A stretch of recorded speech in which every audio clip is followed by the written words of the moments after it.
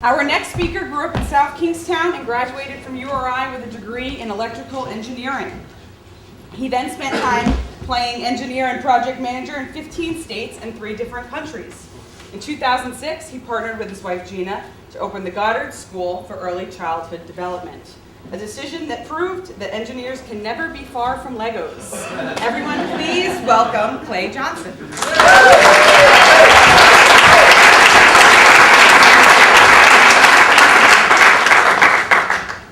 Every day you make choices, Coke versus Pepsi.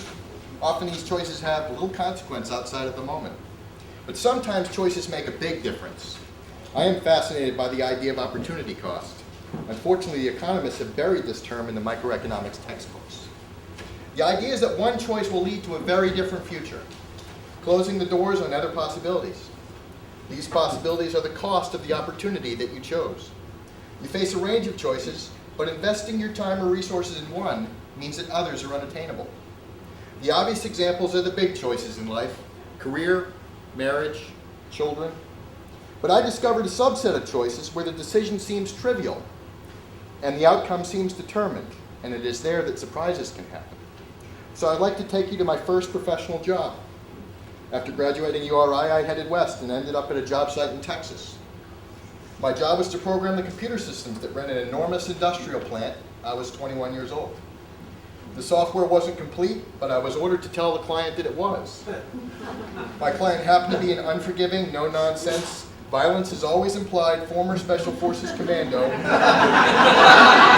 he knew the software was not done. And he knew I couldn't tell him it wasn't done, but he made it perfectly clear that his project would be brought in on time. The point was brought home by the Navy K-Bar 7/8 survival knife that was strapped to his leg. It was long nights of writing software. It was long days of testing software. I was sitting alone in a computer room when I heard the boom. Then there was silence. On a beautiful Texas morning, the window filled up with rain. The rain lasted only seconds, but in stumbled a completely soaked client commando. "Did you do this, Johnson?" Now I knew what had happened. A slug of water was fired into the air by the 3-story tall air compressor. And I knew that admitting responsibility would end very badly. Likewise, not properly controlling the equipment, his equipment, was an equal sin. So I stood up and I said, "Let it rain!" Shaking his head, the wet commando left, changed clothes, and never mentioned the incident to anyone. In fact, he was very supportive of the rest of my assignment. I knew this couldn't have been a unique experience. I've kept my ears open for stories that exemplify unnecessary boldness or unusual defiance. Are we paying a high opportunity cost for thinking these smaller decisions are not as important? Traveling now to 1945 Belgium, we find the American 101st Airborne Division completely encircled by Germans in the town of Bastogne. The American commander receives a note to American commander. There's only one possibility to save the encircled U.S. troops from total annihilation. That is the honorable surrender of the encircled town. In order to think it over, a term of 2 hours will be granted, beginning with a presentation of this note from German commander.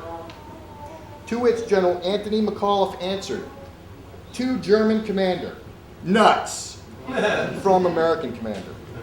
In one word, he managed to galvanize the American troops and befuddle the Germans. The town remained in Allied hands. Members of the 101st Airborne were the first to relax in chairs at Hitler's summer residence, Eagle's Nest. Boldness paid off in Bastogne, but this was war. It is fair to ask, can a desk jockey in modern-day America make a decision as equally bold and as equally consequential? Jumping ahead to present day, a 5-year-old boy named Miles Scott has been battling leukemia, and the Make-A-Wish Foundation received a request from Miles that he become his favorite superhero, Batman. It would have been easy to just dress him as Batman. But if you received that request on your desk, would you consider shutting down the city of San Francisco? Would you have Miles, now Bat-Kid, running alongside Batman, driving around San Francisco in a black Lamborghini solving crimes? There was the damsel in distress strapped to a bomb on the cable car tracks. Miles locked up the Riddler as he robbed the bank. And he saved San Francisco Giants mascot from the claws of the Penguin. San Francisco was mesmerized. While this spectacle was being covered live, Bat-Kid was acting to solve completely contrived problems. The damsel was never in danger. And yet the exercise seemed to resonate with the inner child in all of us. The excitement was real. The San Francisco Chronicle ran a special edition featuring Miles. And you know what? I am certain that Miles would have been just as happy if he only received the costume. That show was for the rest of us. So let it rain, call it nuts, or be a superhero. Getting the big decisions right is important, but I think equally important is getting the small decisions right. So add your own ingredients: boldness, defiance, and humor. Often this will go unnoticed, but sometimes it will make a huge difference. Thank you.